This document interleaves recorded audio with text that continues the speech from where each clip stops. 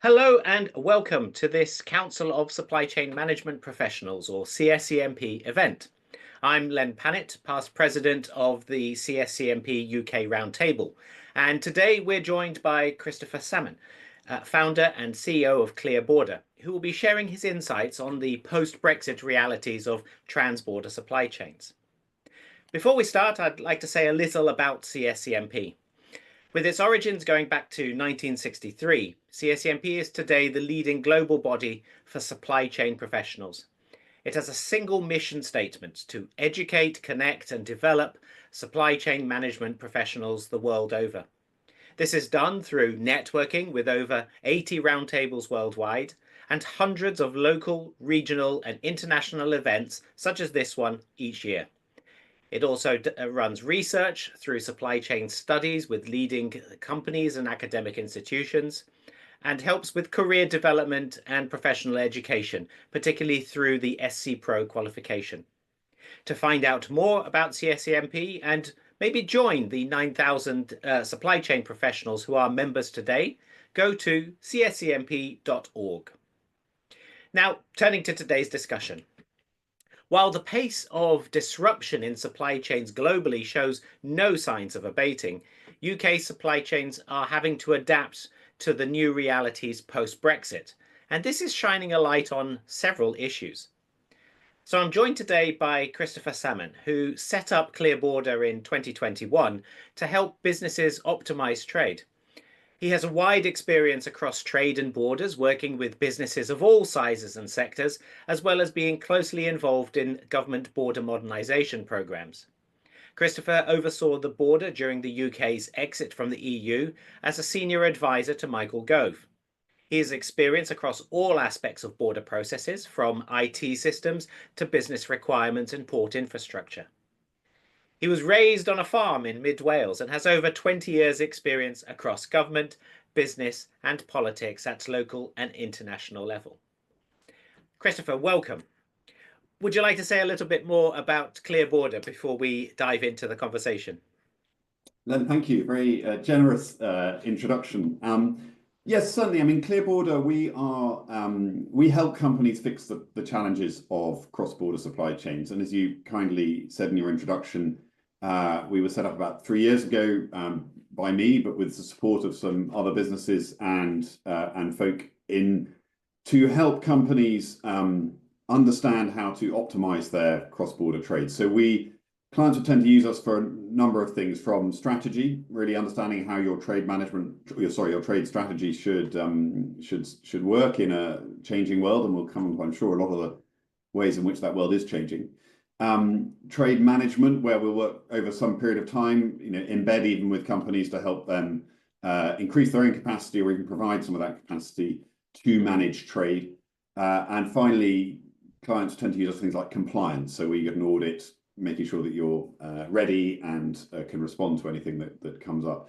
So those are the ways in which our clients tend to use us. And as you said yourself, we're very agnostic about the sectors. So we work with everybody from people manufacturing parts for spacecraft to submarine items to cookie dough and pet food. So there's a great range. That's one of the fascinating things about the job, to be honest, is the kind of range of things that you see in the process. So we're very general in that sense, but we're very specific about our expertise on the border and everything that derives from the border that then impacts the supply chain. So obviously at the core of that is the customs process and VAT and duty that derives from a customs declaration. But also if you're shipping advanced technologies, there's export controls to consider, both US and UK. Sanitary and phytosanitary controls for products of animal origin and the likes, and so on into the pharmaceutical and other sectors. And we are, I think, unique really in having all of those capacities at our disposal. And I think that's what clients like using about us. Excellent. Thank you for that. That really does sound fascinating and very timely set of offerings as well. So to kick us off, the UK has obviously been a massive trading nation throughout its history. And as one of the G7 countries, we've got a very rich fabric in that transborder trade. Brexit came into effect on the 1st of January 2021, 31st of January, sorry, 2021, and the landscape changed. So, in what particular ways has that landscape for transborder supply chains changed with that particular event? So for the UK, I mean, the principal change was that with the 40% or odd trade that we did internationally, was in fact with the EU. So from a border perspective, it was almost as if you were trading internally. So there was no customs process on trade between the UK and the EU.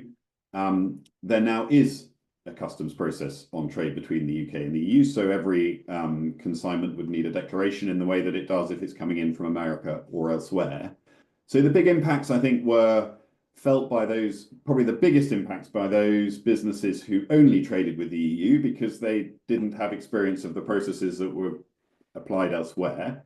And then within that segment, probably those businesses that were trading in such more complicated products, like, for example, food and animal products, because over the 30 odd years of single market membership, a lot of the UK's food supply chains had built up around the European single market. So those are the businesses that experienced the most change. I mean, I would say, obviously it was a big change. It's probably the biggest single change in a customs border anywhere in the world, actually, if you consider the volume of trade moving over it and the speed with which it moves and how quickly the change came about. But equally, lots of things didn't change. There was nothing new about the customs process. It was just new that it was applied to this particular border. So those businesses which had some experience of that process elsewhere were perhaps in a slightly better position to adapt, although there was obviously a capacity problem because there's a great increase in volume. All that said, though, with the benefit of now a few years of perspective, it has changed things. But I would probably argue now that we certainly through the worst of it, and businesses surprised more by how quickly they adapted than not. That adaptation is still happening, but supply chains are surprisingly flexible when stressed. Not that they like being stressed, but they are flexible. And the purpose of everyone who works in this sector really is to find ways around obstacles, and I think that's what businesses did, and to a large degree, when in the case of Brexit, and I'm sure it will be the same in the case of some of the other changes that are coming down the road in terms of international trade, as of certainly probably next week, really. Yes, and absolutely, and I think whilst that was all happening as well, one of the big effects from the pandemic was an acceleration of supply chains digitization programs. There were so many things that companies had on a 5 or 10-year horizon at that point that they then brought quickly to the fore. Have you seen sort of the effects on that? Have you seen those sort of being interwoven into the changes that are needed now on the trade side? I certainly think that you saw that acceleration within supply chain businesses for sure. And I think, now you talk to any freight forwarder of any scale and they will have, a supply chain visibility platform of some description. So in a way that when I, was first really looking at this in detail pre-Brexit, there were a good part of the UK customs industry was pretty much paper-based. So there is no question that that experience has accelerated the digitization, and it, as you say, it's COVID. It was lots of things. It's also the advance of technology itself. So that, I think that's the kind of good news, if you like, and there is a lot further for that to go for sure in terms of what the technology enables, but is not yet necessarily being used regularly. I think the limiting factor in most of that is governments and the ability of government systems to adjust at a speed that can make use of this opportunity. And of course, the difficulty about any border is you're always dealing with two governments, not one, which is twice as frustrating. So there's huge potential in data, and there is huge potential in automation of that data and the integration of it between different systems. The commercial sector is always going to be a lot faster at that than anything relating to the public sector. But anyway, even notwithstanding all that, there will still be a need for knowledge and understanding of how these processes work. So I don't think there'll ever be a day when we completely hand it over to a computer and don't worry about it. It'll always be a challenge, not least because, some will introduce a different tariff regime. There will be a war, a shipping route will become unavailable. All of these things will happen and will need to be Yes. adapted to. Yes. And diving, sort of scratching at that a little bit more, and what you were saying about some of the impacts earlier on, what issues in particular are you seeing companies and their supply chains facing to adapt to these new models?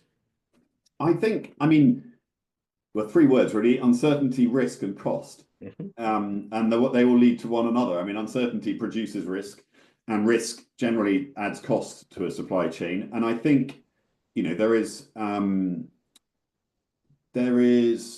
perhaps an argument at about the time that Brexit occurred that, this was, a one-off, or that it was some kind of irrational fit of inexplicable behavior on part of one part of the country, or one part of the world rather. That was certainly a narrative that was Yeah. reached for by many within the sort of political debate, and frankly, from observation, because it was so unclear what was going to happen in that process, a lot of businesses didn't do anything for quite some time because it wasn't clear what they should be doing. But also there was a sort of natural human unwillingness really to engage with a process that you perhaps didn't really want to engage and you hope might not happen. I think with the benefit of where we sit today, it's easier to say, and I would certainly argue that it was more a symptom than a cause of change, i.e., there is something fundamental that has shifted in the world about the relationship, I mean, at a political level between East and West and between different countries. And that is having a real and permanent, and will continue to have, effect on how international trade is organized. So broadly, an era of ever increasing liberalization and ever easier trade has come to an end, Yes. and it will go the other way. And I think any company trying to tell themselves now that it might not, and let's hold on, and you hear this narrative a little bit out of the government at the moment that maybe there won't be tariffs and all the rest of it, I think, frankly, it's naive, and it echoes something we saw in the Brexit process, and that is not a helpful perspective to take if you are thinking about how you plan and organize your supply chain.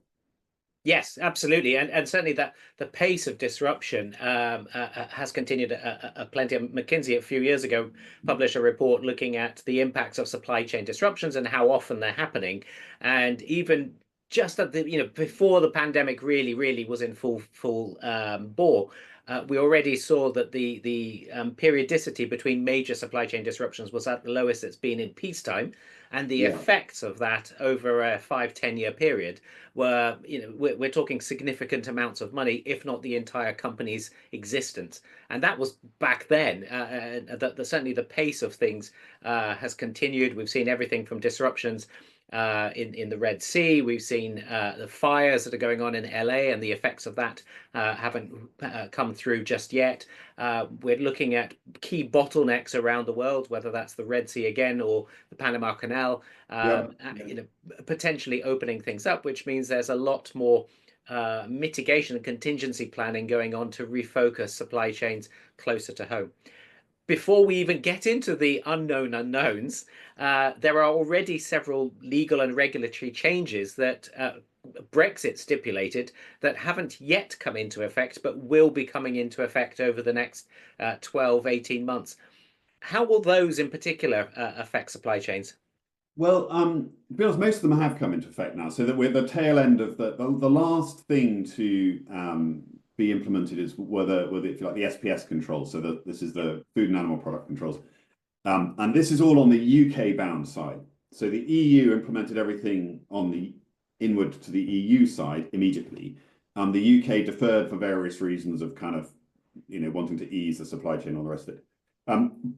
Broadly, they are in place. There are a few kind of tail end bits about the requirements of for particular products, plant products and the likes, and the certification required for importing them into the UK that are paused and are mooted to come in 2025, having been mooted to come in 2024 and 2023. So there may be still more ambiguity around those remaining things, but I think by far the majority that you would expect to apply now applies.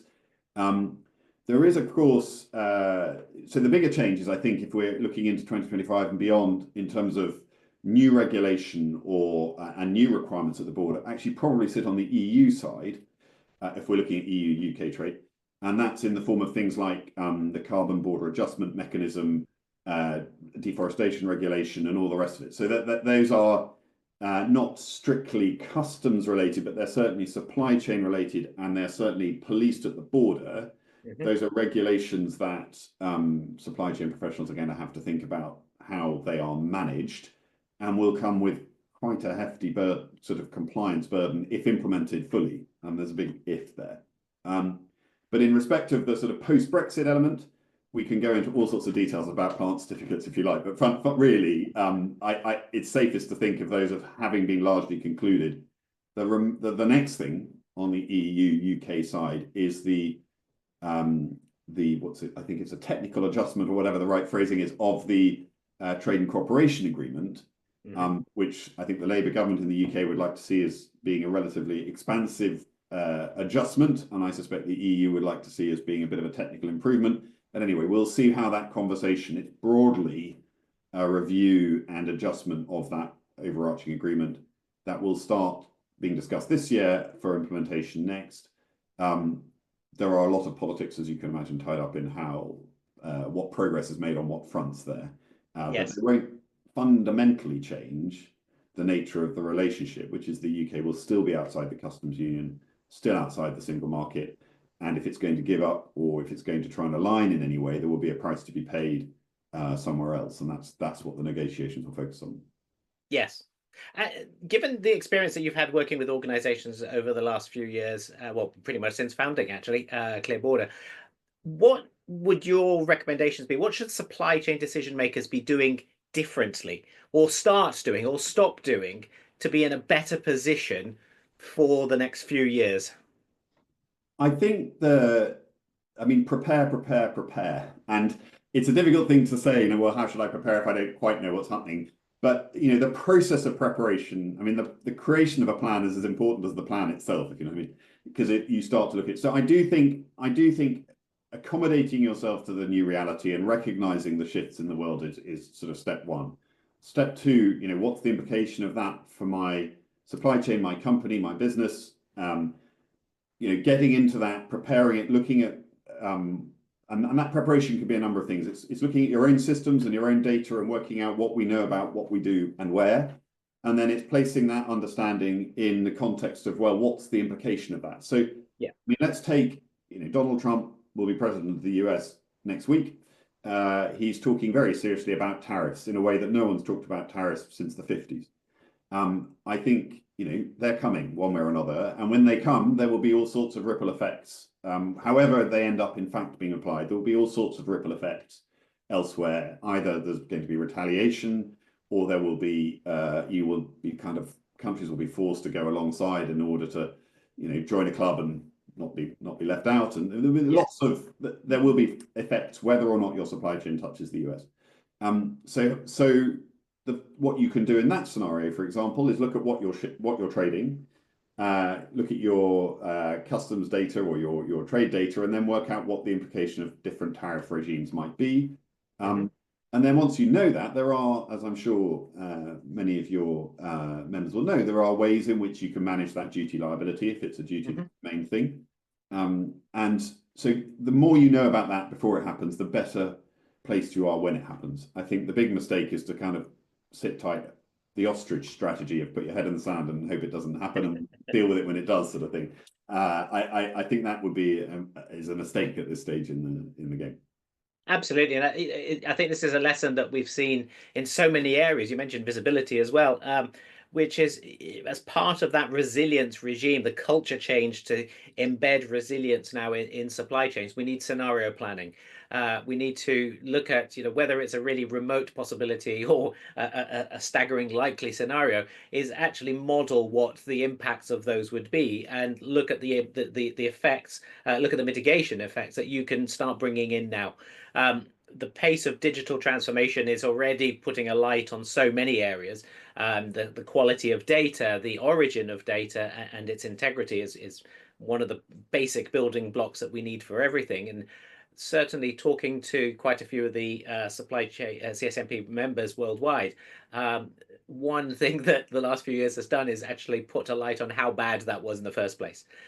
We need to understand origin in what we're buying. We need to track our supply chains and our components within those supply chains a lot more closely than we have done before. And all of that is a culture change, wouldn't you say? It's changing a mindset from being reactive to very much being proactive, to thinking what if, and in doing that throughout the entire organization.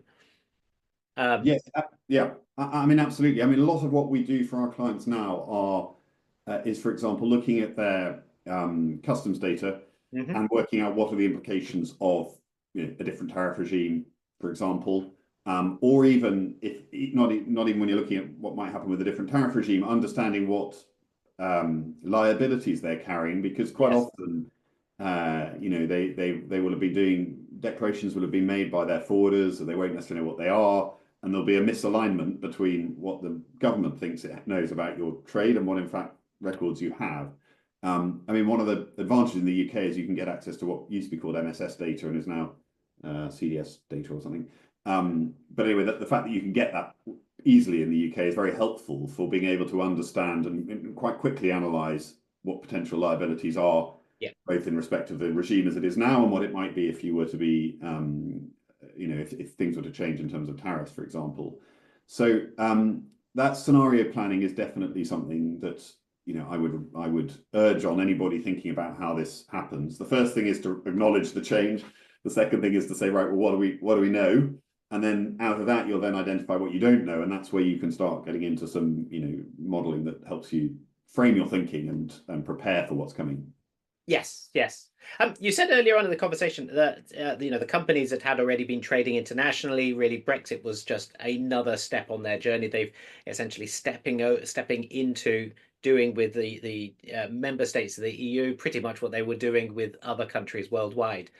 For SMEs, and a lot of them who only traded with the EU previously or didn't trade internationally at all, initially there was a feeling that this is a huge task, and SMEs are always concentrating on the today and tomorrow problem, not the next week and next month. So what's your message to those organizations, to the things that they could be doing? And I mean, let's start with, is it a really huge task to take this into consideration, or can this be embedded in a good way for them? I think if you're talking about if we're talking about specifically, for example, tariffs and what might happen in future, that's probably less of a task. Modeling that is less of a task than preparing for an entirely new border regime, which is what they had to do during Brexit. So to some extent, this it is a manageable task. I mean, obviously, it requires a skill set and all the rest of it. But I think you're right. SMEs always tend to feel the burden of these sorts of changes more because they're Mhm. carrying less capacity and they don't sort of have in-house resource in the way that some of the larger enterprises do. I mean, that said, plenty of larger enterprises struggled in 2021, and they by no means exemplary. And there were some extremely well prepared and imaginative smaller businesses who did quite well. So like there's always a kind of counter story. I think today I don't see quite the same difference in impact between small and large businesses. If you're trading internationally now and you're a small business and you're trading internationally and you're a large business, I think the challenges you face are largely the same, and they're built around this uncertainty of what exactly, in particular in relation to the US, does Trump mean when he says he's going to introduce tariffs and at what level, and what then is the impact of that on us? And obviously, that can be worked through, but it's not massively more complicated for a small business to do than a large business. In fact, large businesses have many more complicated supply chains, so there may be a counter advantage. There's other thing. I mean, we talked a lot about tariffs. There's also a lot of what we do is actually with export controls. And it's not something I necessarily expected us to be doing a huge amount of, but it's a significant proportion of what we do now. And I think the reason for that is probably two or maybe threefold. One, the state of the world and the extent to which companies and governments are worried about where advanced technology ends up.